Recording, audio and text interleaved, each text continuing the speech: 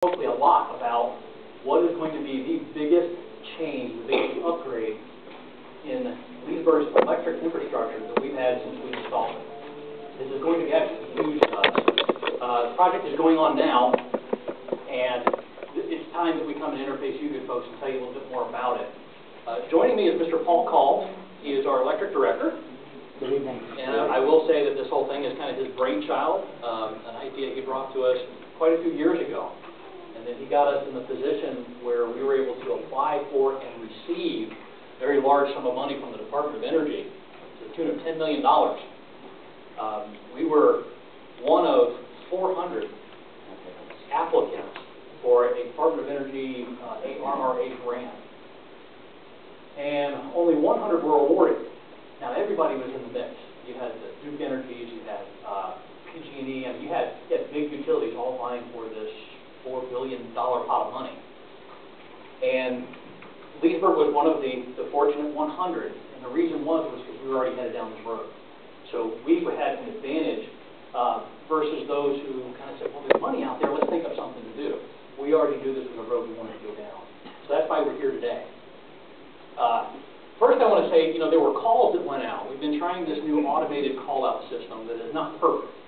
So some of you may have gotten a message on your voicemail or your answering machine, and you only heard part of it. Were any of you in that group? You only heard part of the message? Okay. I apologize. This is new to us, doing this type of outbound phone call. So one change we're going to make for the future is we're actually going to repeat the message twice. We can't build in the delay. We don't have that technology so that it recognizes the recorder, but we're learning as we go, and we're getting better each time we do this. The first thing I want to cover is, since you have us here, although we're going to talk about the changes to our infrastructure, first thing I think you want to ask me is, Jay, my power bill is high. What's up with that? Let's talk about that first before you tell me about these new meters and everything else you're doing. Well, I cannot change world energy prices. I cannot change, what you're paying at the gas pump any more than I can change many aspects of your power bill. But really what you want to ask yourself, much like when you go to the gas pump, is how does this gas station compare to the gas station right down the street? And because we're your electric utility, you don't have a choice of going to SECO or Progress Energy or somebody like that. We recognize that. So I want to answer your questions if you have them. How do we compare? This is hot off the press today. We hurried up and got it on the slide. This is new information. Leesburg's highlighted here, and you can see that the dark line is the municipal average. And these are 33 municipal electric utilities in the state of Florida. Leesburg's right about the middle. That's pretty good. It's very good compared to where we used to be. You go back just a few years ago, we were right about here. We were one of the highest in the state. We were about the fourth highest. And we've been working very hard over the last few years to get as far to the left as we can. We're here now. We're at about 16th from the top. That's a pretty good place to be. We're comparing. That's not where we want to stop. We want to be as far over on the left-hand side of this as we can get. The difference between green and blue is the base charge versus something they call the bulk power cost adjustment, or an energy charge. And the formula that utilities use varies from each, so they just kind of stack them together and say, well, this is really what the total cost is. And what they're using here is the 1,000 kilowatt-hour customer, which is the industry benchmark for what a residential customer might use, 1,000 kilowatt-hours, and that's how they compare us. Okay. I mentioned that we need to be pretty high. The blue line is Leesburg, and the red line is the municipal average. Well, back in January of '09, you can see there was a pretty big gap there, and we were a bit higher than the municipal average. And you can see as those lines converge, that's us getting better and better at getting your prices down. Yes, sir? Do the numbers that you're showing us include the surcharge that you charge to the people in this area? Yeah, like me too. Because I don't live in city limits. I live out in the south side city limits. That doesn't include that charge. It does not? It does not. So it doesn't really reflect what we pay here. You would pay higher. This is an in-city rate is what this is. And thank you for bringing up that point, because, for example, Sumter Electric and Progress Energy, a 6% franchise fee is added to make it the equivalent of an in-city rate. So yes, there is a difference, and that does not include surcharge. But you can see that using the 1,000 kilowatt hour customer, Ocala, they just had a big change in their prices. They've just come down, I think it was more than $10. They've done really well here in the last few months. They were at 106.09 for July. Pico at 127, Mount Dora 127, Progress Energy 127, Municipal Average at 120, Leesburg at 121. Not bad. Okay, we're doing better, but we don't want to stop there. We want to keep going. Okay, one thing we have to look at is where do we get our power? It's important in this conversation where we get our power. We buy our electricity as a member of the FMPA, or Municipal Power Agency.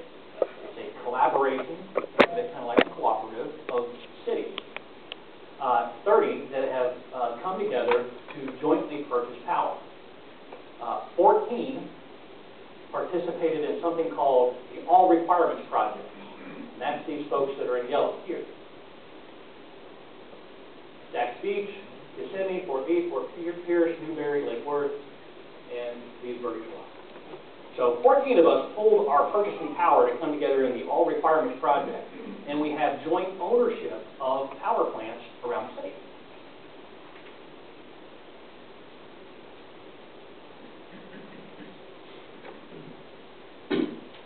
Okay. I believe there are, I'm going to say 15 power plants that we have full or partial ownership in. Only 5, I think, it's full ownership, and the others are anywhere between 50% and down to a very small percentage ownership in. But they're all around the state of Florida. And it costs money to operate those plants. I shouldn't say to operate, but just the fixed costs, just in owning the plants. There is a certain cost that you cannot avoid. The debt service that it took when you went out and issued debt to go and build those plants. There are certain operating costs that you cannot avoid. No matter how many kilowatt hours you produce, you cannot avoid some of those operating costs. And they become pretty big dollars. All right. Those fixed costs, how do we divide who pays what amongst the 14 utilities? You can't avoid these costs. They're the same all the time. And you got to divide them up. Well, you don't say, well, what's your population, your population, your population, because those things change. And some folks may be doing a good job at conserving power. Some folks may not be doing that. So they came up with a formula. It was called the peak demand. The peak demand rate is used to apportion those fixed capacity costs amongst utilities and us, you good folks, our customers, based on how much power they use during the peak hour. Well, the peak hour is basically how much capacity you have to have, was how much did you use that month. Because what you're using the rest of the time didn't really matter. The capacity had to match your absolute peak load that month. So they look at what the peak hour was during that month. And they developed this thing called the demand rate. Believe it or not, the demand rate capacity costs are 52% of the bill. In the last couple of months, it's actually been a higher number. I think it's more like 59% of the bill that we get from our wholesale power provider, FMPA. 59% is predicated on 1 hour of the month. 1 hour. And that was the peak. Now, it's not just our peak, it's collectively, those 14, when we all collectively reached our peak. Leesburg, how much were you using? That's what your pro rata share is. And Key West, how much were you using? That's how much you're going to pay this month. So all kilowatt hours are not created equal. 1 hour out of, and there's an average of 720 in a month. 1 hour out of 720 is very, very special. It's like the magic hour because it sets that demand rate. Visualizing that a little bit, these are actually little bars, 719 hours in a month, and then there's the one that will be there at the peak, somewhere placed in there, could be the beginning of the month, could be the end of the month, wherever the peak is. But that red translates to this being 52%, or now 59% the last couple of months. That's how much that power matters on our bills. Okay, well, what has that rate been doing? Paul, when he started this off, he was showing us charts like this. We were scratching our heads, not understanding what he really meant. Never seen a demand rate chart. What is demand rate? He had to teach me all about it. This is going back several years ago. He said, but Jay, we believe that these numbers are going to continue to go up. We need to find some way to affect demand, to reduce our peak hour consumption, to lower our bill. Really, Paul? How do we do that? Well, here's my idea. So that was back here, 2007, 2008. And you can see what they've done. It's lived up to the tradition that Paul was talking about. They just continue to turn it up. A comparison. Okay. Those other 719 hours cost average, and it changes every month, 4.5 cents per kilowatt hour for those 719. Well, it multiplies that 1 hour becomes $20 for that 1 hour. So the number of kilowatt hours that we use times 20 bucks instead of 4.5 cents. There's a tremendous order of magnitude difference there. And so we provided this little illustration to show, all right, a gallon of gas, if it were $3.43 per gallon, and you were unlucky enough to go to the gas station during that one peak hour, you'd find the pump saying you owe $1,524 per gallon. See the difference? It is tremendous. Okay? Absolutely. The line where it says capacity, is that the total capacity of all the That is the charge, the capacity charge. So that's the charge going up and down. And you can see it was down below $15 and it now has gotten even over $25. It's been bouncing around $20. So that's capacity. Yeah. Okay. So when is this peak hour? Well, typically, it's going to be someday during the month. During the cold months, it's going to be between 7 a.m. and 9 a.m. So between 7 and 8, between 8 and 9, typically, when it's cold out, it's going to be in the morning. On hot days, it's typically between 3 p.m. and 5 p.m. One of those 2 hours is going to be, the peak hour. What Paul calls the shoulder months, spring and fall, it's kind of hard sometimes to figure out whether it's going to be in the morning or it's going to be in the afternoon because our weather is just like that here in Florida. Okay. We rolled out, Paul, when did we begin phase 1? April 2009? 8. Well, it's going to come up here in just a second. 2009. Look, we've already done a version of this, of what we're bringing to you, and it's what we call phase 1 of beating the peak. Paul came up with a strategy. He said, Jay, as a member of all requirements, we have to get all of our power requirements from them. We can't go out and build our own peaking plant to handle those peak loads. We can't build our own generators. He said, but Jay, we have the police department, so 40,000 square foot building. We got a 41,000 square foot library. We have some big water plants and sewer plants. We have these big backup generators that have to power those facilities. And we exercise them on Sundays at 3 p.m. Whenever you just get them to exercise once a week. We got to run the generators to keep them working, right? I said, well, why don't we exercise them at strategic times? Don't let it run at 3 p.m. on a Sunday. Wait until you think it's going to be the peak and exercise it then. Well, what happens? Bang, all that load comes off the system. And anything excess that generator has to offer goes on the system. But you're allowed to do that because you have to exercise a generator to back up generator. Awesome strategy. And we said, well, what if we got the hospital involved and the 2 public stores, and we just recently brought Walmart on board. We got 9 city generators. What would happen if we got all these folks together? So we invested in some technology to be able to control some of these generators, actually all of our generators remotely. And the public stores, are we controlling them as well through Power Secure? And the hospital, we don't control them remotely. We don't want to touch their generator. Yes, sir? What power is the generator? It depends on the generator. Some are diesel, some are natural gas. Okay. And what happened? Well, from April 2009 to July 2012, system optimization. The first thing is something that we started doing, which is when we think we're hitting the peak hour, we can tweak the voltage in the system a tiny little bit. Not so much that you would ever notice, or your devices, or big motors, or anything. It's all within PSC limits, but you can tweak it a little bit. And that actually saves a lot of money. That has generated $1.6 million in savings. Running our own 9-city generators, $2.3 million. LRMC, Publix, and Walmart savings, $768,000.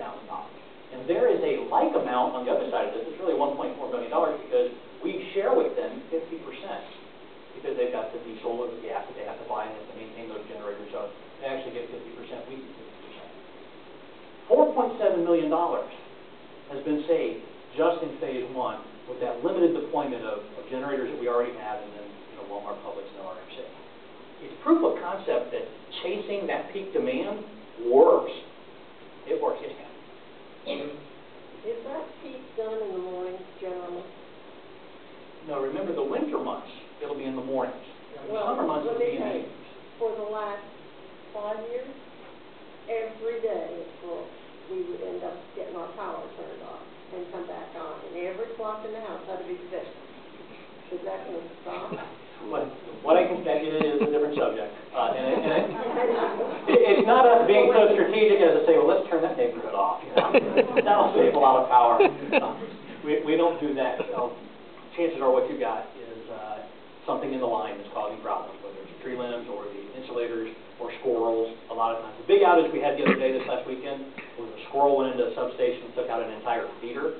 And that was... That's like every street and every stop light from the community college up into 27. We had about 4,500 customers. Officials there every way? Yes, ma'am. It took out an entire feeder. From a squirrel? From a squirrel. Okay. Yeah, it was the substation, the great big substation. See, I don't think squirrels should be able to get into the nature of their whole thing. I don't think the squirrels want to. We agree. Sometimes when the power goes out, it's a squirrel getting on something in the neighborhood. This time it was a squirrel getting on something in the substation. And it's never happened before, as far as that, a squirrel causing something like that. But Paul has come to me and said, Jay, it's going to cost us about $20,000 per substation, but there is a type of like shrink wrap that you can put over those sensitive components on the bus bar that will keep the squirrel gets up there and can't do anything to it. So I have a cage over my pool and keep them out. I don't see that it's that hard for that particular problem, which has not happened to us before, we've got a solution coming. It costs us about. What about the rest of the time when it cuts off and you got underground utility? Because off of Radio Road, it seems like we get a lot of that. And I live off of Radio Road as well. And I'm going to come here again as well. Reliability issues, typically I'll turn it over to Paul. I don't want to get too far off on the blinks, but there is something a change that we're going to be making to our system that is a strategy change. It's what's called fuse saving or fuse blowing. Okay? And right now, we're on a fuse saving. And Paul, if I go up here, let me know. You'll get more intermittent outages where you're having to reset all your clocks and it's very inconvenient to you. Because the system is trying to save that fuse versus allowing the fuse to blow. In which case, if you're trying to save the fuse, and the fuse, whatever it is, the tree limb cleared the line, and that fuse resets, you save the fuse, you don't have to roll a truck. Okay? If you allow the fuse to blow, you may get a smaller outage, fewer number of people are disrupted, and you don't get those intermittent blinks, but the outage will be longer because now you got to roll a truck to go replace the fuse. So you're talking your fuse and our fuse? No. These are out in the distribution system, yeah. It's out in the distribution system, big fuses they have on poles. And we're getting right on the periphery of my knowledge, so. But what I can tell you is that smart grid, not just like smart meters, but smart grid, this whole endeavor that we're on, when I say it's going to revolutionize our electric distribution system, it really is, because the future is that the system gets smart and it starts to self-heal. That things happen on the millisecond level when a squirrel commits suicide on a transformer in your neighborhood or a tree limb comes down on a power line, the system recognizes the problem and can isolate the problem. So that 3 or 4 quick houses are out. Everybody else were uninterrupted. They never knew that there was a problem because things happen out in the system automatically. That's what smart grid is all about. Increasing resiliency and reliability of the distribution system through enabling technologies. That's smart grid. That's one umbrella part of it. Smart meters are just another part of that. But the future is more reliable power for you and fewer interruptions. Yes, ma'am. My question is this. The way we determine what the peak hours are based on previous years, and that's what our peak hours have been in the past? No. The peak hours are determined on actual usage. Okay. We don't know it until the next month, Okay. when the peak was. So we may have to run those generators 3 or 4 or 5 times because as we're forecasting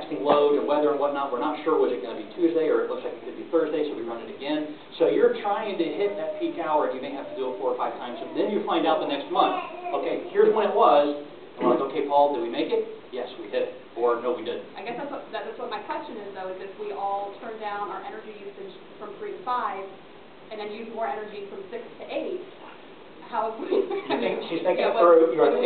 There's one in every crowd. Are we going to have one in every crowd.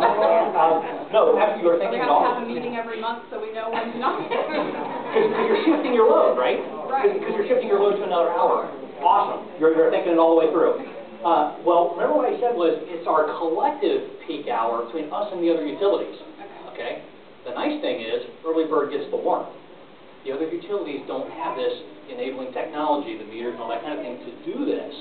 And they're not doing this. Leesburg is pioneering this amongst the All Requirements Project. Mr. Call originally went to our other partners in the All Requirements Project and said, guys, this needs to be an FMPA thing. We need to be doing this together. And they didn't get the message. And I don't know if they didn't understand it, or Paul's talking about it. I didn't understand it when Paul first told me. But they didn't do anything. And so finally, Paul said, Leesburg's going ahead. We're doing this, guys. And we happened to be there when the grant money came in. We happened to get the $10 million, so we're getting our $20 million project done for $10 million, 50 cents on the dollar. And I love Paul's analogy. He says, you know, there were 14 utilities standing on a curb, and there was a $20 bill on the ground. Leesburg reached down and picked it up. Who's going to pay for the extra $10 million? You got 10. DOE, the Department of Energy. The Department of Energy. It's just our tax. Absolutely. It's our tax money coming back to us rather than going to another community. Because that money was going to go in the United States into somebody's electrical distribution system. We're the ones that we got someone to come back to these. Otherwise, it would have gone to Minot, North Dakota, or somewhere else. No, you didn't answer my question. You got the 10 from the government. Oh. But you got another 10 you have to pay out of Let me get pocket. there. Let me get there, yes. Okay. Natural gas has been cheaper than all these investments to have our electric run by natural gas. Yeah, but I can't transform my home to natural gas. What about the main So station? that's not Is that even- powered by natural gas? Well, we don't generate. So natural gas is not, you know, for customers who have natural gas available in their neighborhood, it is a cheaper alternative, many times for heating the home. Cooling that's not going to help you, and powering the home that's not going to help you. So natural gas helps in some cases, but for what we're talking about, electric consumption, there's no crossover. But I'm going to come to where the money comes from. Okay. Sir? Yes. I live right out here in Radio Road. And are you ever going to upgrade your grid system to where it can handle the electric that people out here want? Because that's why it cuts off. It's not the squirrel. It'll cut off every day for about 5 seconds and come back on. Now, I also know that Leesburg Mall, which is about dead, used to be a lot more electricity used out here. But your grid system, in my opinion, is not big enough to handle the area because AMC said if you don't have more electric supplied out here, they're moving out of the mall because they had to refund everybody for the films when they cut off. They can't start them up again right away. They got to refund everybody. So your grid system for this area must really be small. It needs to be upgraded. I didn't know he was going to talk about these meters, which is no big deal to me, but the prices here, I keep in Maryland. My electric, I love the price. Live in Maryland, and you'll see unbelievable. We got 7 million people to try to feed. I live in Frederick, and the population of Lake County is 300-some thousand, compared to about 7 million people in the area that's being fed by 2 different electric companies. I don't understand all this. I know you buy all your electric, and the companies up there produce theirs, and using coal or oil, which is phenomenally high. And sometimes hydro. Hydro is good stuff. Not too many hydros in Maryland, unless you get down Virginia. They got nuclear power down there for their plant, around Lake Anna and places. But down here, there's something missing, because it'll cut off and cut back on. If you live out here, you know what I'm talking about. Haven't yet, you will. No, I do. I live right off Radio Road. And so therefore, your grid supplies for this area out here, we're on the fringe, I know. I don't want to say it sucks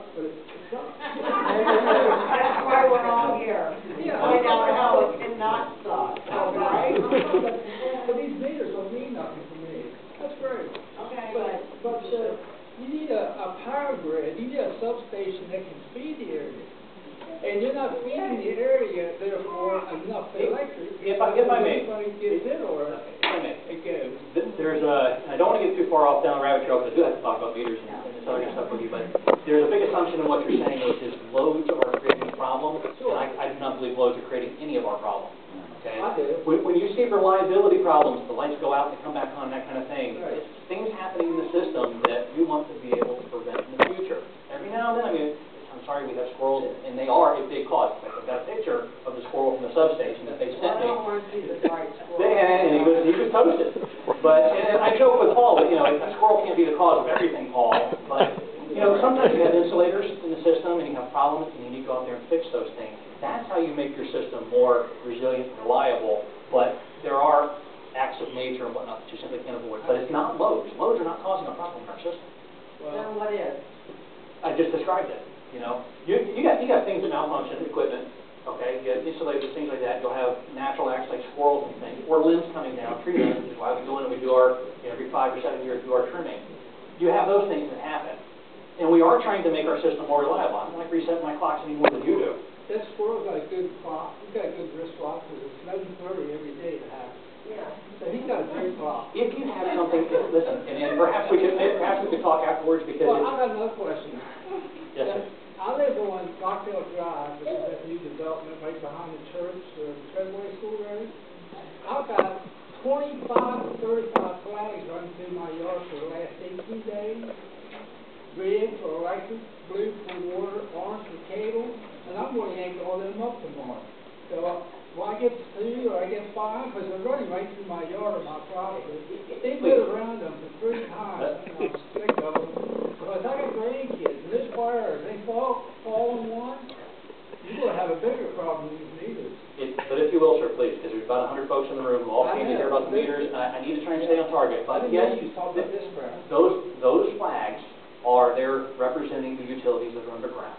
Someone has called for locates, whether it's the county doing a construction project, or another utility doing something, or somebody digging a fence somewhere. You have to call before you dig. Someone's called for locates, so every utility has an obligation, a legal obligation. They have to go out and locate those flags there.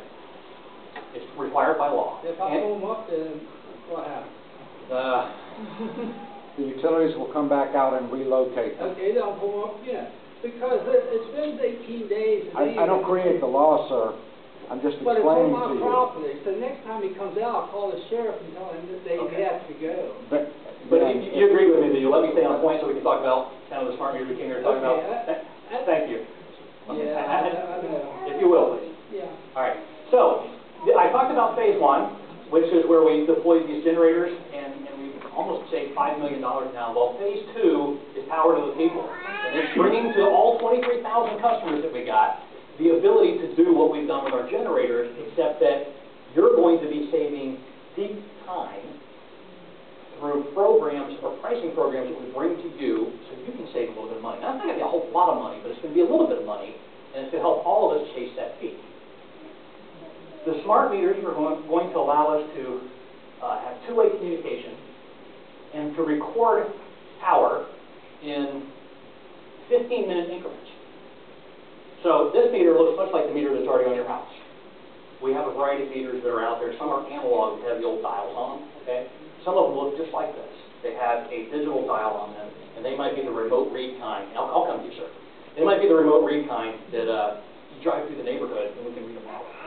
The only difference is there's a radio in this that transmits the consumption wirelessly, so that nobody has to drive through the neighborhood. Nobody has to come up and read the dial like you do on the analog. It basically makes its way all the way back to our billing division in City Hall automatically. The consumption that it measures is total consumption of the house. It doesn't know what you're consuming in your house. It doesn't know if you're watching TV or what you're doing. All it knows is just like your meter does now, how much total consumption you have. And it transmits, I believe, 6 times a day. It will transmit what that usage is. And it has it in 15-minute increments, but it only makes a transmission 6 times a day. Total cumulative transmission time, I think, is about 2 minutes.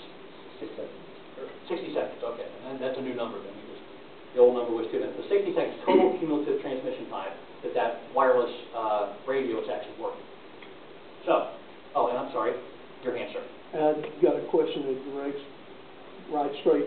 saying these meters are supposed to be gonna save us money and everything? No, sir. Or work more efficiently, or overall for the city? I'm just curious, if this is supposed to be better for us and everything, then why are they having a commission meeting on the 6th to talk about raising the utility rates? Okay, a couple of things stated there. Number one, I have to clarify, this meter will not save you any money. Okay, the meter doesn't do anything other than measure power consumption. It's what you do with the pricing programs that we can offer you, because we now have 15-minute increment readings. It's what you do in response to that that can save you money. But inaction on your part is guaranteed to give you the same bill. Okay? No raise? No. Other than municipalities, that all complain that their bills are highway off. Let me get there, if you will. I'm going to talk about all these things. Okay? And you said, why are they having a... I know that they're having a meeting on September 6th to talk about raising their utility rates. Which has nothing to do, that actually has nothing to do with the electric utility. That has everything to do with the general fund and the city commission's inability to balance the general fund without a property tax increase and a utility rate increase. Well, I already know they're going to talk about the millage increase too on our property in the city. Doesn't have anything to do with the utility. Does the city's, the electric departments, doesn't provide the majority of the revenue for the city of Leesburg still? The majority of the revenue, no. No. I mean, we have 7 utilities. We have solid waste, we have water, we have waste, I we have natural understand gas, that, we have a lot. but years ago, they provided the bulk of the revenue. Does that change that much? No, electric utility, I think, is probably in the $5.5 million range of a $21 million general fund. So it's substantial, but it's not the majority, it's not the bulk.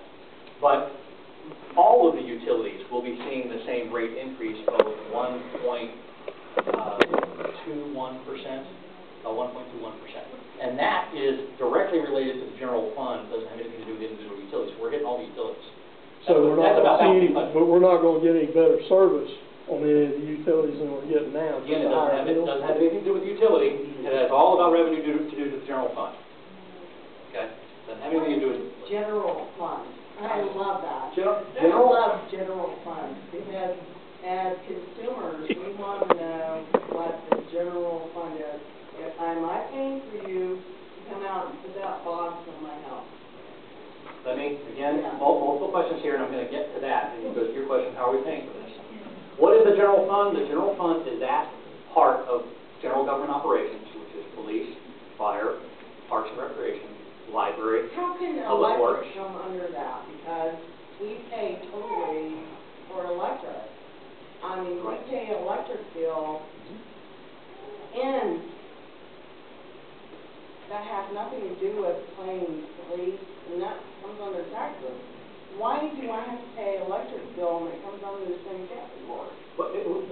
Good question. It's because Leesburg owns the utility, and we have the discretion, the ability to transfer from the utility to the general fund.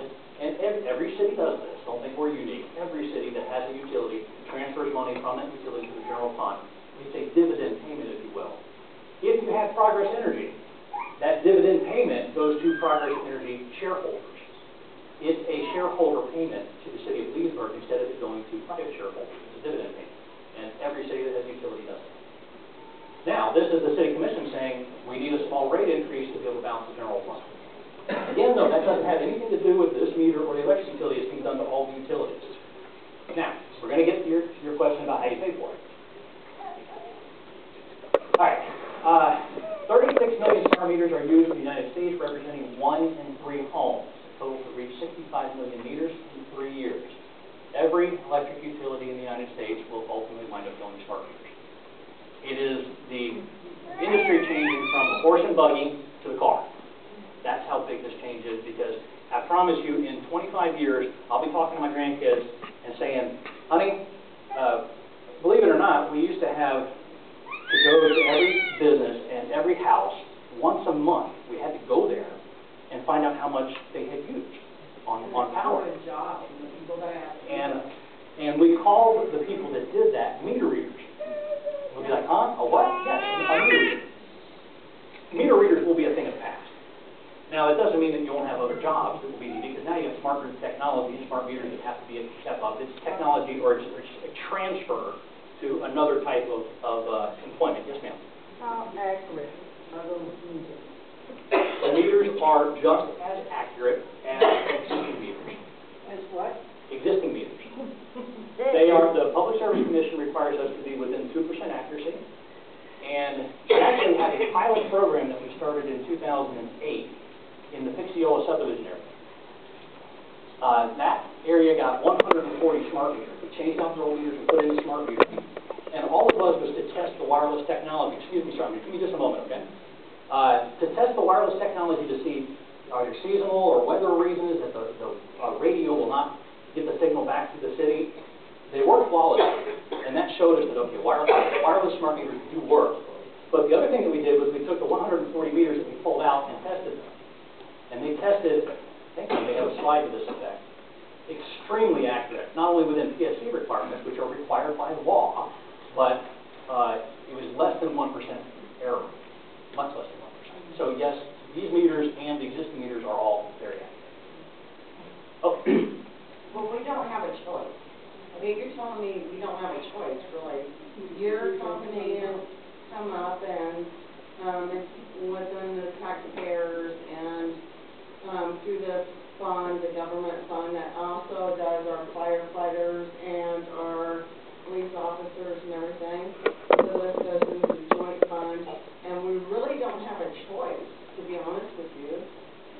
We don't have a choice between you or somebody else, do we? No. Can you answer me that? No, we don't. Right. So therefore, we're your bill, and that's it. These utilities, every utility, come enough. You don't, and that's why it matters to me how much you're paying in your bill rather than me sitting in my office, not coming up with solutions and not listening to people like Paul. My job is to find ways to lower your bill. Because remember, we were out there on the higher. Monopoly. I'm sorry? You own a monopoly. Why try to lower it because you already own the monopoly? Because thankfully, unlike Progress Energy or SECO, okay, That had us before. I live here. Did not have Leesburg. But I live here and I pay these power bills too. And I want everybody, I'm the city manager, I want everybody in my community to pay the lowest power bill possible. That's why we're doing this. What about all the fact that Can we finish the presentation? Yeah, we are getting quite off track with the questions, and I just encourage you to ask me all the questions you like, but save them until the end, because I think a lot of these answers are coming up, okay? Now, the pricing plans. This is where you come in, and your ability to save money comes in. It doesn't come from the installation of the meter. We are considering optional pricing plans to better reward our customers who reduce peak time energy use, and they include, first and foremost, I want to tell you about is status quo, do nothing. Because there will be some customers who say, I don't want any one of your fancy pricing plans, I really don't want anything to do with this, count me out. And you have that option, okay? Get your power delivered to you and metered and accounted for in just the same fashion as you have now. It'll be your total consumption that month times the rate equals the bill. It's just the way it is now. Status quo, keep it the same. For those of you who, like me and my family, I got a wife and 3 kids sitting at the house opening the doors and my bills are high and I'm air conditioning outside, I want one of these other plans. Time of use plans, peak time rebate. Time of use is just like it's sounds. It's regimented so that you are basically doing it 5 days a week. Okay? Because the peak almost always occurs Monday through Friday. Very seldom does it occur on the weekend. So you get into the habit of 5 days a week, you are avoiding power consumption during those peak hours. Because the rate would be higher for you during those peak hours. So you're trying to shift, don't do that load of laundry between 3 and 5. Okay? Wait and do it at 2 p.m. or do it afterwards. Shift as much consumption as you can away from that peak because there's a higher rate on those peak hours. There's a lower rate all those other hours. Okay? All the other hours of the day, there's a lower rate. So if you're able to shift away from that and onto the others, you're paying a lower rate, it lowers your bill. Were a customer to choose that pricing plan and not respond to it, and they've still got the same consumption during the time, well, they're going to pay a higher rate. And that's where the bill goes up. Okay? If you don't respond and they chose the plan, it's possible your bill could go up. The idea isn't to do that. Now, why would you have 2 time of use plans? Well, we want to give people choices.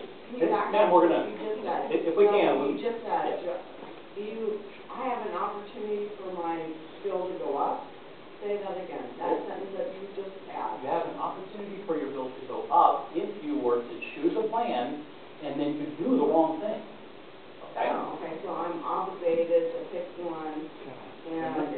don't. Ma'am, I told you, status quo. You don't have to do anything you don't want to. Get your power billed and delivered just like it always has. You don't have to do anything.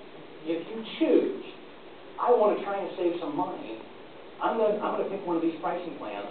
And why do you have two? Because we want you to have options. Some people will say, I got a high tolerance for risk, okay? Because I leave my house at 6:30 in the morning, and I don't come home until 6:30 at night.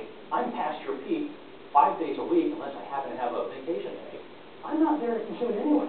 So go for it. Give me the one where it's the highest cost during the peak, because I'm usually not there. And give me the lowest cost in those off hours when I am there. I'm going to save the most money that way. Other folks may say, I'm not that regimented about it. I don't know if I want that much risk. So give me that other time of use plan. Okay? It's risk and reward. More risk, greater reward. Less risk, less reward. Then there is a very active kind called a peak time rebate. And that's where you're trying to do, much like the folks with the generators are doing, you're trying to hit that peak. How do you know when the peak's going to be? Well, same way as LRMC and the public stores do, we communicate with them. So we are developing the methods we're going to communicate with our customers that want us to.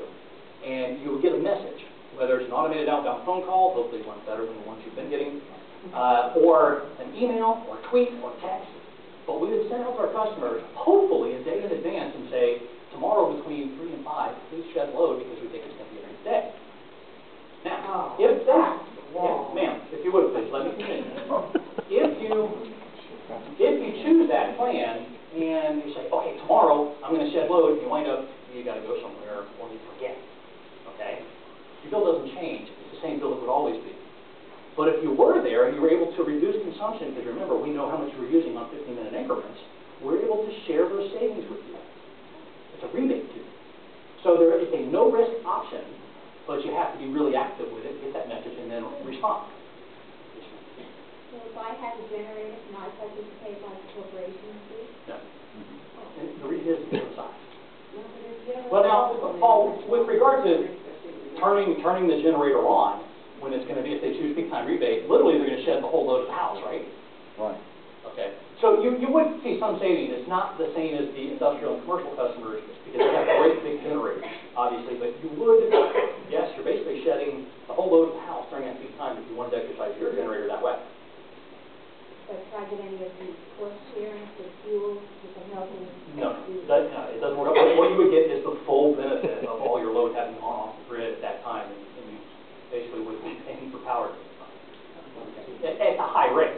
And in the off hours, when you are consuming it, you're paying the low rate. Which of those plans should I select if I want to eliminate the surcharge? You cannot, it doesn't have anything to do with the surcharge. Does it? That's a policy issue, sir, that's unrelated with what we're discussing tonight. Surcharge is going to stay? Yes, sir. There's no impact on that policy with regard to what we're discussing. How do we eliminate the surcharge? It's a policy issue, sir. Most every city you're going to find charges a surcharge for outside city customers. It's usually going to be... What's the basis for the surcharge? What's the justification for it? Again, I don't want to diverge too much from what we're talking about tonight, which is smart meters. Okay, but I will answer your question, and the justification for the surcharge is that the good folks in Leesburg are on the hook for all the debt service, all the risk, for all of the infrastructure that they have deployed to our neighborhoods that are outside the city limits. So they get an extra dividend, which is the surcharge, because they extended all that service out here, and that's their reward. Because it's those good folks that are on the hook for it, that's the surcharge is their reward for doing it. That's how it works. Okay, now I'm going to move on. All right. Empowering the customer with information. We currently have a website where you can go on and get a lot of information about your historic energy consumption. And I apologize. I really have been working the room a lot over here. I don't mean to ignore you good folks. I have two screens. You're doing fine. So we already have a website where you can go on and look at how much you used 2 years ago and last year, during this month, see how you're doing. But it's going to get a lot better.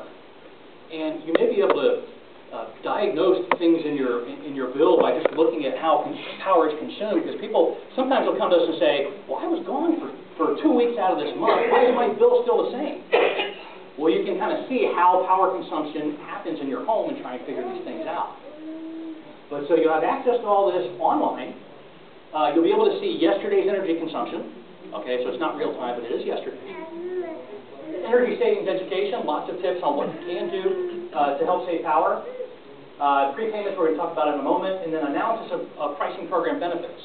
We're going to try and give you as much information as possible about what the other pricing plans might have done for you if you had chosen a different option. So as much information as we can get there, we will, and we'll give it to you. Okay. You can access this information from any home or business computer, as you would expect, or our bank of computers for the public library. Your cell phone. You can now access this with your web-enabled cell phone. If you're not that tech savvy, there's a dial-in phone service with a phone tree, dial forward, do this, do that. Information, you can get it that way. It's kind of slow, but that will be available. Or, for those who don't do any of that, just set up an appointment and come talk to our folks at customer service, and they'll walk you through the whole thing. All right, this is where it starts to get really interesting. Prepayments. Your electric meter can work like a prepaid cell phone. Okay, a prepaid cell phone, you prepay for a certain number of minutes, and you use it, and when you're done with your minutes, when you've used all your minutes, the cell phone cuts off. Customers will have the option. They may come into our office and say, okay, City of Leesburg, I need to open up an account, but you're trying to charge me $600 or $700 for a deposit, and that's based on 2.5 times their historic energy consumption. But so you need me to pay up $600 or $700 for this deposit? Don't you have another way? Yes, we do. How much can you afford to give us today? I'll give you $125. Okay, give us the money. Programmed it in, hit the button, bang, the meter comes on at the house, and it's clicking down. As it consumes power, and it goes down to a certain predefined threshold, let's say $25. And then when it hits $25, so some number of days later or a week later, it gets down to like $25, and then they get that message. Whether it's an automated outbound phone call or a text or a tweet or however we pick to communicate, they'll get that message and it say, "Hi, this is the City of Leesburg. Please replenish your account to avoid disconnect." That's the one warning. Okay? If you don't replenish your account, and you can do it, you can actually replenish your account by hitting a button, a green button on a web-enabled cell phone with an app. And you can hit that and it will replenish your account with a predefined amount of money if that's what you want to do, or however much you tell it. And then you've got enough money in your account that your power doesn't go off. So you're earning interest on our money? No, ma'am, it has nothing to do with earning interest on your money. This has, ma'am, we already take $700 of your hard-earned money and we put it in a deposit and we keep it until you leave or you die. We're already doing that. I'm trying to take less of your money from you and let you hang on to your deposit, and then I don't have the exposure of you using 2.5 months of consumption before I ever find out that, you know what, you're really not going to pay me, and you're going to stick me for the bill, and I got to pay for people to go cut your power off, which is the way we do it now, and I'm in the whole $800. Now it'll be prepaid, and it'll automatically cut off when basically it runs out of money, if the customer wants that option. For those who say, I want to do it the traditional way, the way I've always done it, do it the way I've always done it. Give us a deposit, and there'll be nothing any different. But there are many low-income customers who say, I simply cannot afford first month's rent, last month's rent, security deposit, and now Leesburg wants $300, $400, $500, $600. Here's the other option. Now, the web portal will allow them to replenish their accounts, or again, they can call them, they can do that. Instant meter activation saves time and truck rolls. Literally, when we're turning an account on or off, we don't have to roll a truck anymore. You push a button, bang, power comes on, bang, power goes off. Okay? So we are saving money in the utility. That then allows us to lower our rates because our overhead, our costs are cheaper. Instant meter activation. Now, what else? Instant outage notification and faster response. This is a graphic representation of data that would come in to our dispatch center, the guys that have the control room, they're watching all the screens, and then all of a sudden, bang, bang, bang, bang, bang, all this information starts coming in from these meters. When the meter loses power, the last thing it does is it issues a last gasp, I'm out of power. Okay? It's the last thing it does, and that signal comes in, and suddenly, boop, boop, boop, boop, it pops up. And we know this area's out of power. Don't call us. We know. When your lights went out, we knew it right then. Okay? Because the meter told us. And by having a feel for everybody that's out of power, rather than waiting for folks to call in, which, by the way, we know you get a busy signal, because I've only got about 3 people working, answering, 2,000 people trying to call in. But rather than waiting for people to call in, we go, okay, this person's out of power, that person's out of power, this person's out of power, okay, now this person's out of power, and you're trying to figure out where it is. This thing suddenly gives you a good idea where it is, and we can get on the phone with the guy and say, roll the truck, we need to go to this neighborhood, and this may be where the problem is. Faster response times and easier to diagnose what's going on in the system. You just said maybe. Maybe what? This may be the place that you have a problem with. Hey, man, 99% of us came here to listen to stuff smart meters. Not about you complaining all night long. I mean, we really don't have all night for you to complain about everything you talk about.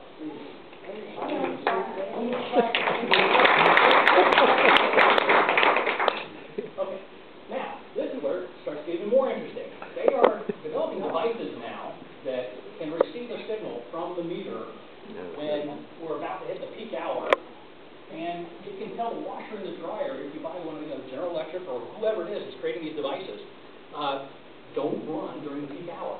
If you pick that time of use pricing plan, and it's 4 o'clock, and it's the peak, you don't want your washing machine or your dryer coming on.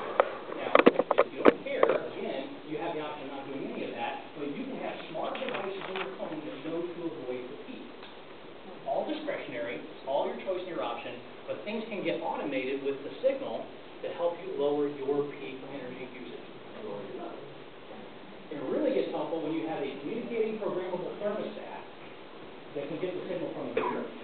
And let's say if it's the peak day, and you've chosen a time of use rebate, and the peak's going to be between 3 and 5, what if at 2:30 it lowers the temperature in the home? Okay, now again, if you set it up this way, but it'll get the signal, and so you program it to say, all right, ahead of the peak, it's going to lower the temperature from 75 to 73. But then when you hit the peak, cycle off for 15 minutes. Cycle on for 15 minutes. Cycle off for 15, cycle on. What have you just done during that peak hour? You just shed half the load of that air conditioner. Hopefully, you didn't feel a difference in the home because it pre-chilled and then cycled on and off. We do not want you to be sweating out of your home when it's the peak. Between 3 and 5 is awfully hot. I get it. But what we do want is to find smart ways to reduce that consumption. If you're uncomfortable, you're not going to want to participate, and then the program doesn't work.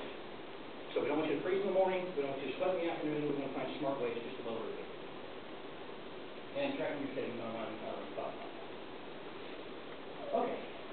This is a disclaimer. Because we took Department of Energy monies, it requires us to put up a disclaimer that basically says you can't hold them responsible for what I might have told you because I don't work. But they do require us. Now, the man you earlier had asked, where did the $10 million come from? Right? Do you remember? This line? We've already saved $4.7 million just off of phase 1. And that's without the first smart meter being deployed. It is that $20 demand charge that you're saving. Okay? The system, when you have the conservation during the peak hour, it pays for itself. More than pays for itself. We did very conservative pro forma projections, assuming a very low participation rate from our customers. And it pays for itself over and over again. The investment we put into this pays for itself over and over again. So the first $10 million was paid by the DOE, the second $10 million was paid for by savings over the program. Okay, what I want to know is, so you have 3 plans. So in writing, in the mail, I should get to make the choice, right? Okay. My question is, like, I chose the second plan. I'm thinking of it, but when I have like family coming from overseas, and I mean we're doing stuff, they're here for a whole month, my energy consumption is going to be a lot higher. So, am I going to be like put into a different category? Okay, the question is, can I hop on and off a plan because it might not work for me? Okay. Right. There will be limitations to how often we can change plans, simply because from an administrative point of view, we won't have enough staff for everybody to be able to hop on and off plans like that. What we do want to do, okay, and we're anticipating when we roll this thing out after the first of the year, we'll start rolling out pricing plans, giving information to everybody. We want to make the first 90 days, the first 3 months, kind of a whole harmless period, because it's new to everybody. And somebody may pick that first time of use, the highest risk one, and they realize, this doesn't work well for me. And how are they gonna know that it doesn't work well for them? Because the bill's going to be higher. The bill's gonna be higher. But what we're going to do for the first 90 days is we're actually going to charge them what their rate would have been had they made no choice at all, the status quo. So we're going to hold them harmless for 90 days. But they'll see that, oh, I chose it wrong. Thankfully, they got this message. What happens beyond then is you will have windows will open up, and I don't think policy-wise we've determined this yet, whether it's every 6 months or every year, there'll be an opportunity for you to change the plan. Not unlike with your employer. Most employers will have open enrollment, and that's when you can make changes to your benefits. So you have the opportunity either every 6 months or every year to make a change to the plan. All right, so you haven't determined that yet. Right. What I'm hearing. We're working on that. Okay, so, Ma'am, let other people ask questions. okay, go ahead. I don't have a question. Okay, yes, ma'am, in the back. If you have gas appliances, like your gas dryer, is that doesn't really use much any electricity, right? No impact, Except for the digital numbers. no impact at all, really. Okay.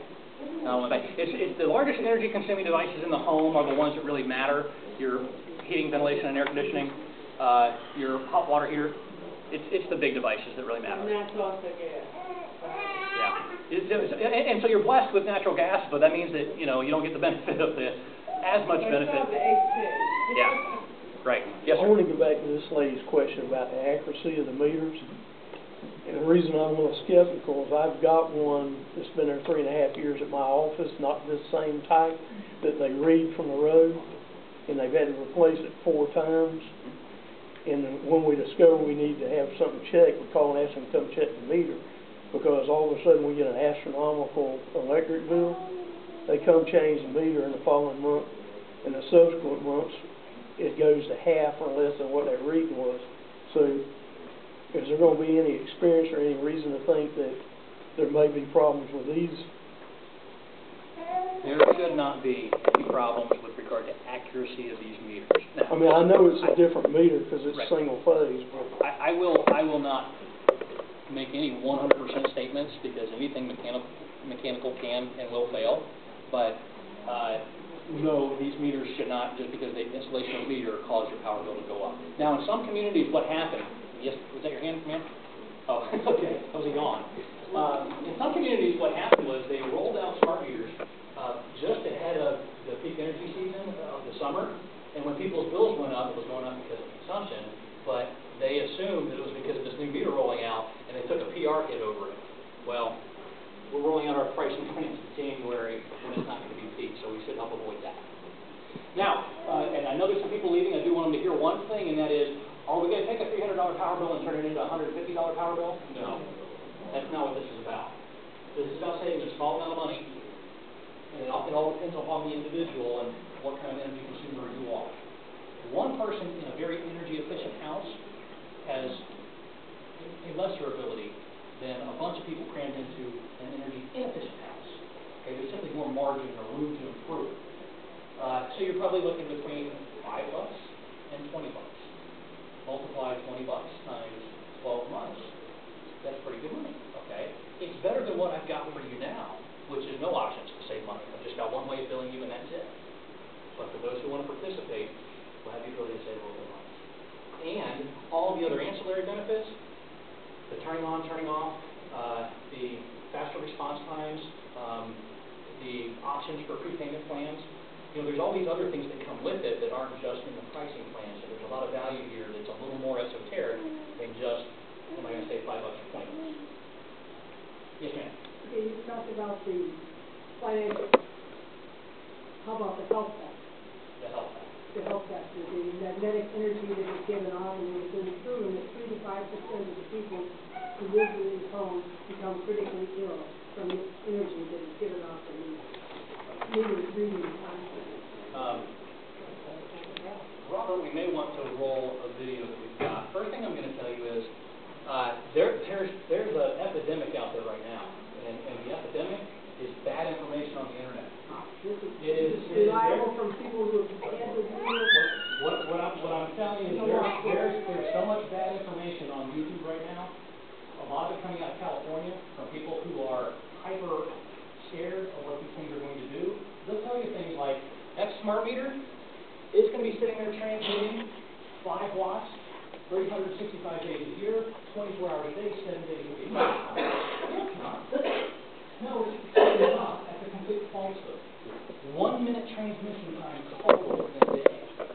1/4 of 1 watt coming out of this, and it's mounted to the outside of your home. 1/4 of 1 watt mounted to the outside of your home.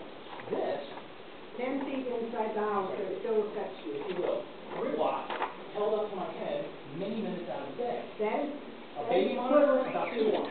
one candle burning. That meter is equivalent to a forest fire when it comes to Okay. men. Again, what I can tell you is that the information that you may have gotten on the internet is not rooted in fact. And every public service commission in the country is looking at it, they're all doing the same thing. We're going to have to study this issue.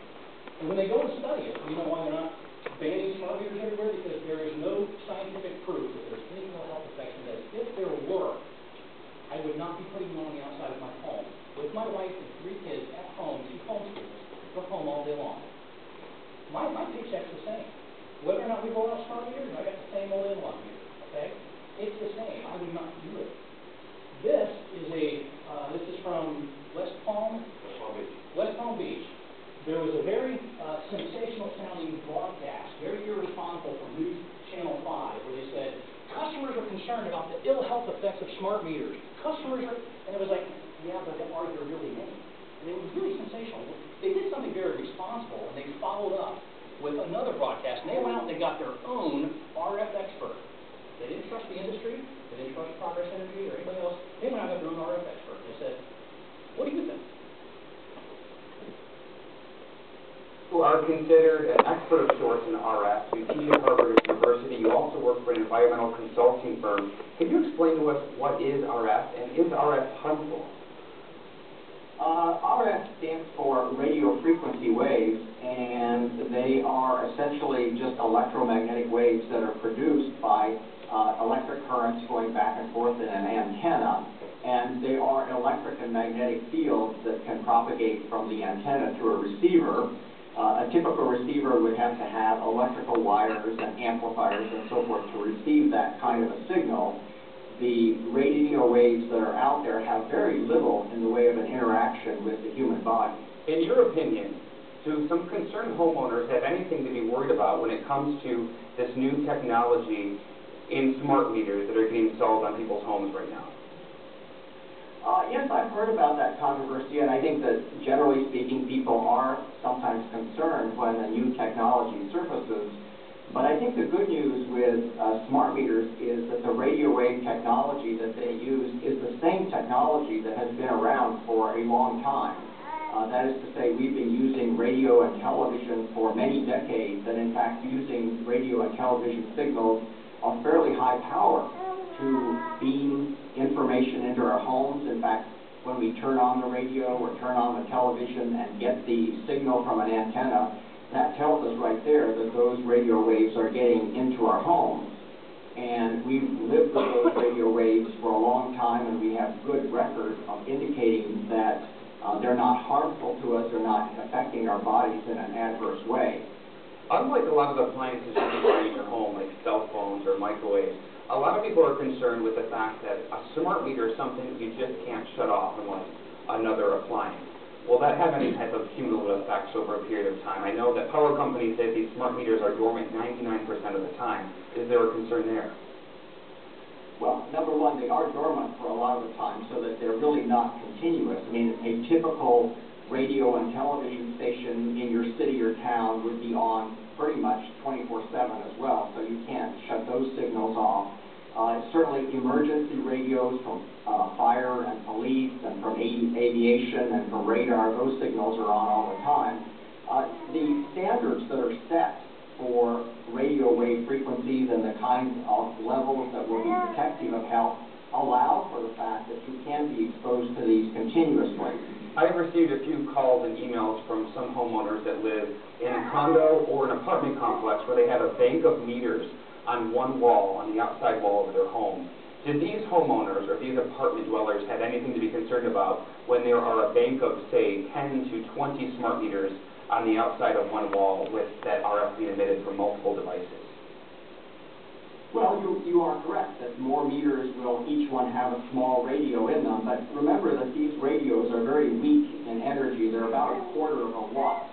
And so typical walkie-talkies are of the order of 3 watts of energy. Your cell phone is a couple watts energy. And so you can be in an environment where a lot of people are using their cell phones, where you have signals coming at you from cell phone base stations and so forth, and those signals are still not above the health protective standards.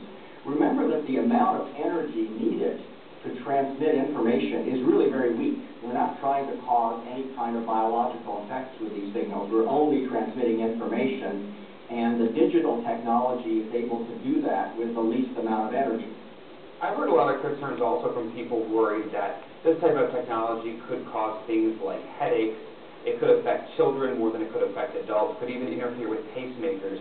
Have you seen or heard of any documented proof in regards to this? The short answer is no. I mean, I've looked at the information that's available on smart meters per se, and indeed those signals are very low. But the other thing to keep in mind is that in terms of cellular telephone technology, those very same frequencies have been researched up one side and down the other, and all of the questions that you raised there have been looked at, and people have tried very hard to determine whether there is any adverse effect of the type that you mentioned. And the answer is the signals are just too weak. They don't, you don't see consistent effects of any kind at those levels of energy. Dr. Velberg, when it comes to like cellular phone usage, when people worry about the RF emissions from cellular phones, it seems like you can talk to one expert who says there's nothing to be concerned about, and there's some experts who say, well, there are some long-term data or even short-term data that shows that you could be more susceptible to some types of brain damage when it comes to cell phone radiation. Is this something that you think will be debated about here for years to come, or depending on what set of data that you look at, or whether you're looking at it with a keen eye or not? I think in the case of the cell phones, I mean, that issue has been investigated a great deal, and I think you're right, there has been some controversy as to whether long-term use might lead to some sort of adverse effect. But I think in that regard, we have probably several lines of evidence that help us out. There have been a fair number of epidemiologic studies now where you actually look at populations that are using cell phones. And to the extent that we have records, particularly in Europe, they have very good records of what people's cell phone use is, and you track those individuals and see what kind of diseases they may or may not develop. Those epidemiology studies are by and large negative. There's no effect. Okay, Robert, if you will. So again, there are a lot of studies out there, empirical studies, that have been done that there have been no documented adverse health effects from smart meters. They are very safe. I promise you. I would not be putting one on the outside of my home because, again, my paycheck's the same either way. I'm not going to allow my family to be put at risk. But it's much safer than the cell phone I'm putting up against my head or the baby monitor that I'd be putting near the baby. These things are very, very safe. We've covered a lot of ground tonight. Are there any questions, anything that we haven't heard? Yes, sir? Is this the thinly veiled plan to raise rates bypassing the traditional rate increase methodology? No, sir. How many people do you expect are going to pay more? How many people do we expect are going to pay more? How do you answer that question? You? Yeah. When utilities set rates, they set rates by class. So there's a residential class, there's a commercial class without a demand charge, there's a commercial and industrial class with a demand charge. And any time that you change the rate structure, you're going to have some individuals will pay more, other individuals will pay less. In each rate case that we brought to the commission over these last 6 years, the rates that the newer rates that we're charging are revenue neutral across the class.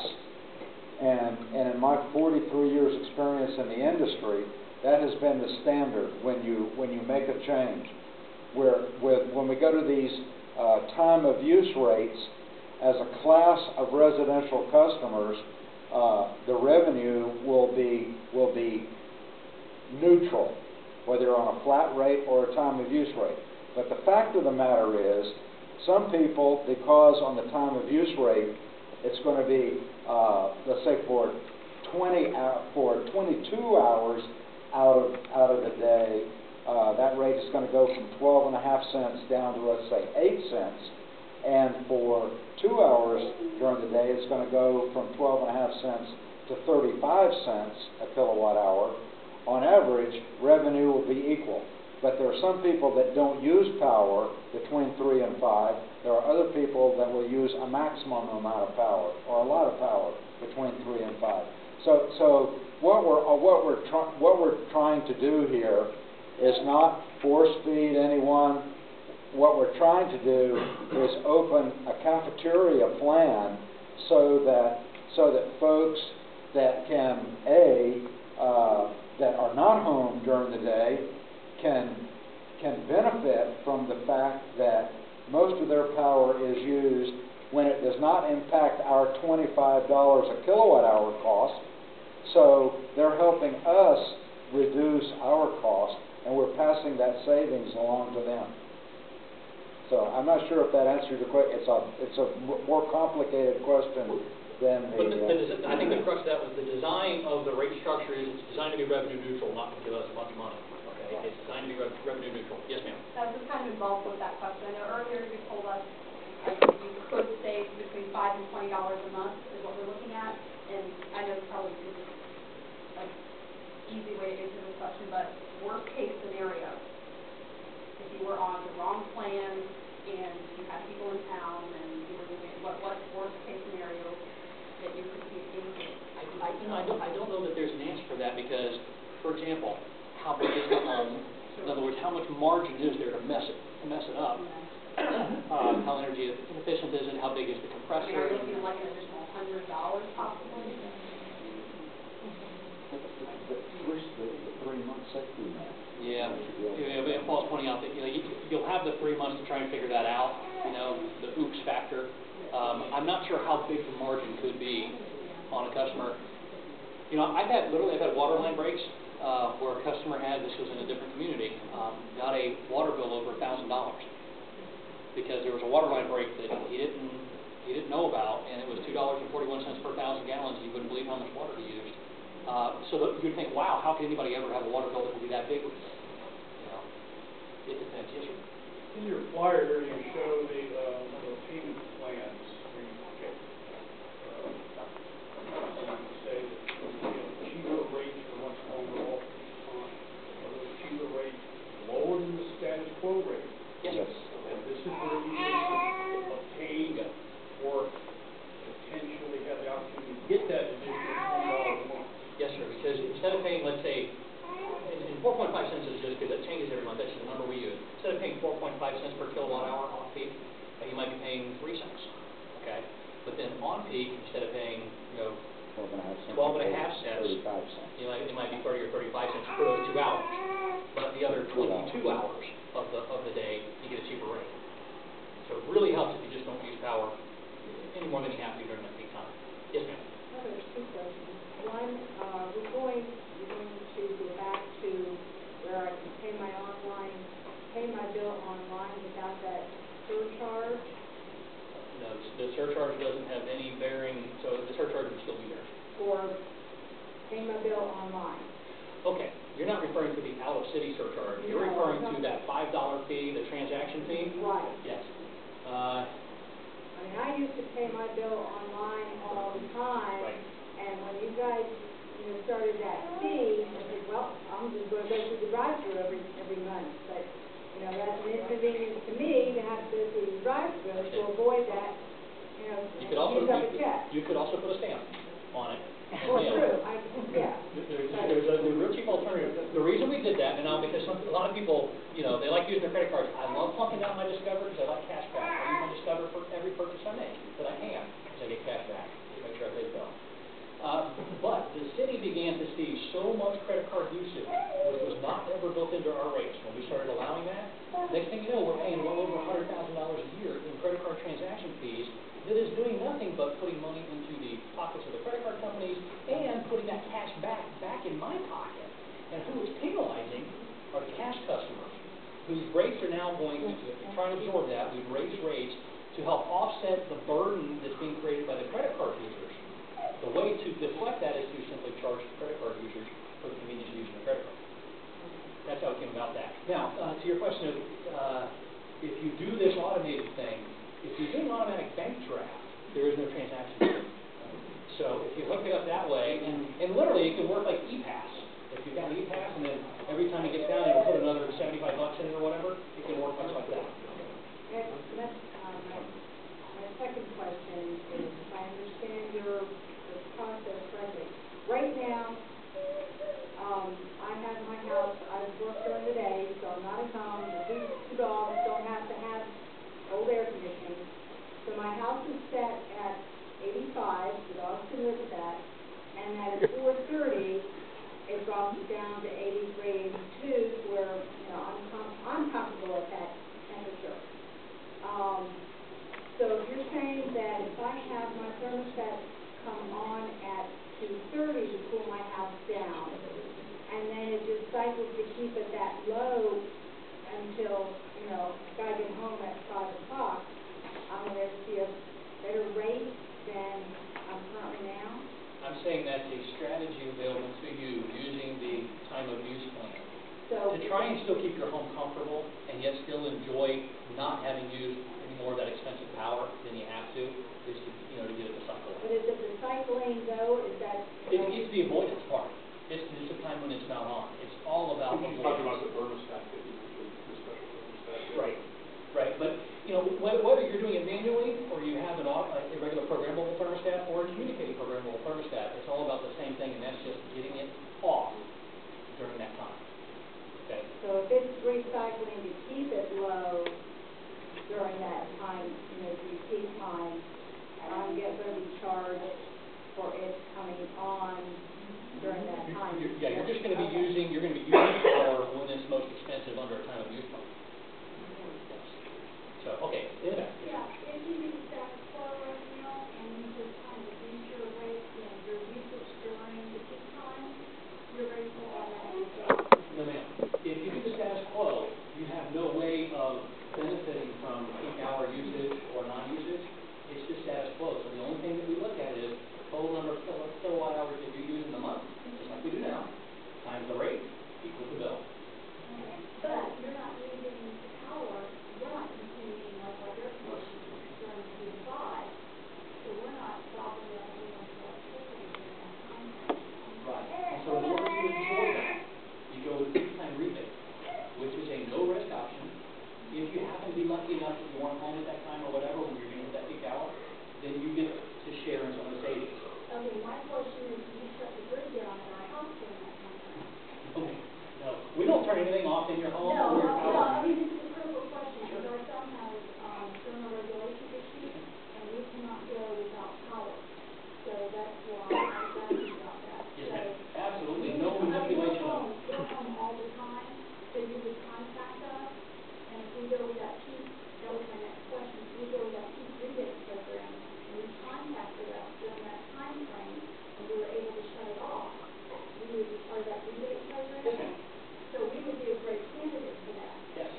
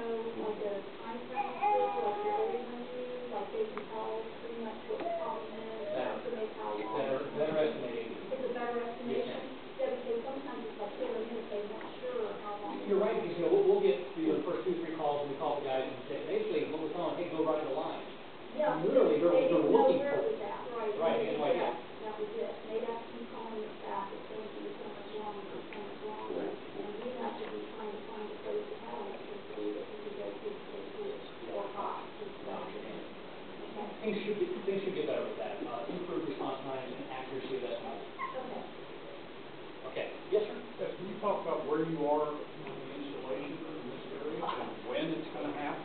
I'm wondering when I'm going to get the one on my house. We got ours today. We got ours You got yours today? Yes. Awesome, awesome.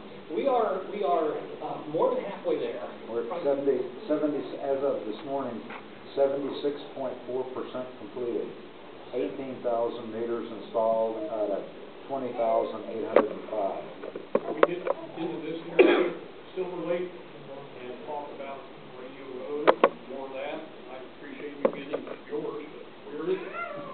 It's coming by the end of the month. We're trying to have this thing wrapped up by August 31st as far as the installation of the meters.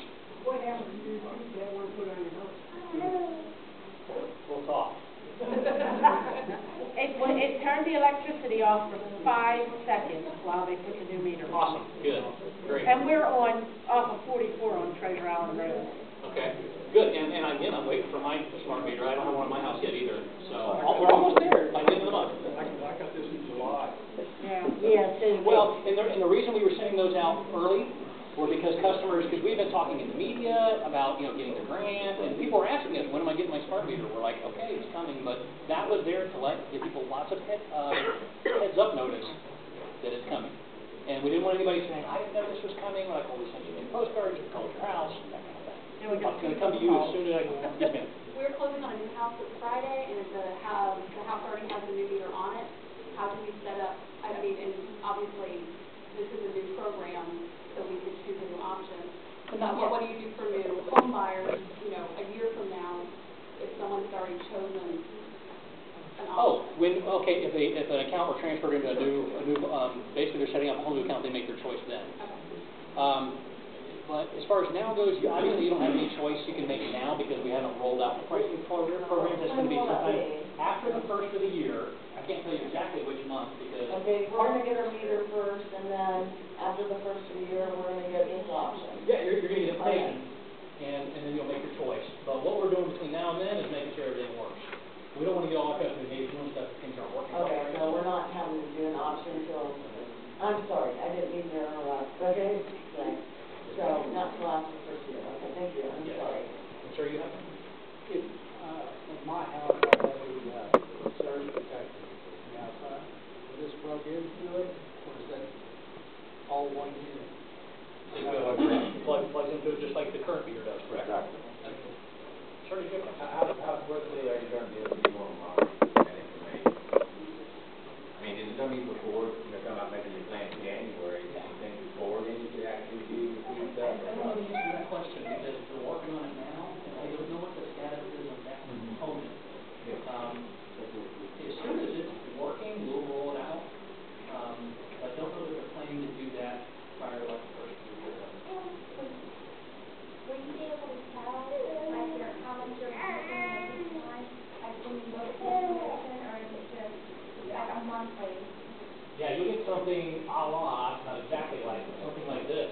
It will give you, say, 15-minute increment readings, so you can see what's happening in your house. Yeah, you'll get yesterday's consumption. Not real time, but yesterday's consumption and on back.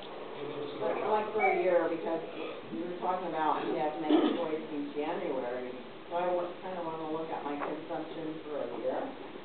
Yes, ma'am. To see what program. Now, obviously, we won't have in retrospectively, you already have the ability, at least on a monthly basis, to compare month over month. Through my bill, yeah, okay. Okay. What can you tell us about other payment plans that you're looking at in the future, like a level payment plan for a year? Yeah, budget billing is what you're describing, where you're trying to levelize the payments so you don't get these huge summer bills and then maybe these low winter bills.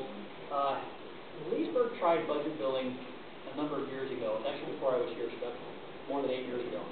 We tried it and it didn't work well. And that was because it's kind of a complicated system where you have to do true-ups.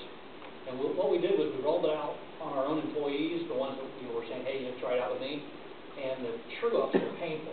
So you have this level billing, and then every 3 or 4 months you do the true-up, and bang, they get hit. Well, sorry, it was actually $60 or $100 more, and it really didn't work well. We do believe that in the future we probably will be able to do budget billing better. It didn't work last time when we tried it. Do you believe it's the number of customer you have drives on a true up, or since it's being done in many jurisdictions all over the country? Our rates were fluctuating much more back then, and that was part of the problem, was our monthly, the bill, we didn't have a rate stabilization fund back then. And now that's one of the things, keeping your rates much more stable. We're all benefiting from the rates coming down, but as far as the month-to-month changes, we didn't have a rate stabilization fund, so you might have things moving up, and power, just simply in the country, was going up so much that those trips were more painful. We've gotten better at what we do, evidenced by the good charts that we've got now, which makes me believe in the future we're going to be able to provide budget bill. A lot of people ask that, and a lot of people want it. Especially folks on a fixed income, you know, they're depending on that check, and they don't need a high bill 1 month. We expect the weather like in December to bring warm up. It's about in January because there's so much going on. I think so. About Yep. Well, yeah, that's key that we get good information to everybody so that they can be informed about the situation. Now, you said 7 to 9, cold, 3 to 5, hot, 8 times. How much of a choice would that be? In other words, you said 7 to 9, appreciate 9. Weather can do that. You know, it can push it out of those slots for sure. So if in the peak time heat rate, like, we depending on it being 7 to 9 or 3 to 5, or it hits 1 to 3, Right. That's where the city is going to have to eat the cost of having told the customer to shed between 3 and 5, and actually said between 6 and 7. We're going to have to eat that, because if whatever the customer did, we're going to treat them as if they did. So that's our risk we got to run. But we've got several years worth of good guesstimating, and we've been able to have these guys have been really good with road and weather forecasting. They've gotten good at it. All right. Have we exhausted all the questions? Craig, you're exhausted? Okay. What about the old meters that are sitting on the ground that have been replaced? Yeah, they're actually, we will be surplusing them, and there are basically like third world countries and others that will take the meter. The entire United States that we're all converting over, the market is flooded with these old analog meters, and even the AMR meters, so third world countries basically are taking them to apply them in bulk. So if somebody comes by to get this, the old meter that's actually sitting on the ground? Sitting on the ground. Yeah, been there for 2 weeks. We definitely want to come get it. Yeah, we made a mistake there. What's your address? Third world country is waiting for it. Awesome. Okay, I got a last question. Yes, ma'am?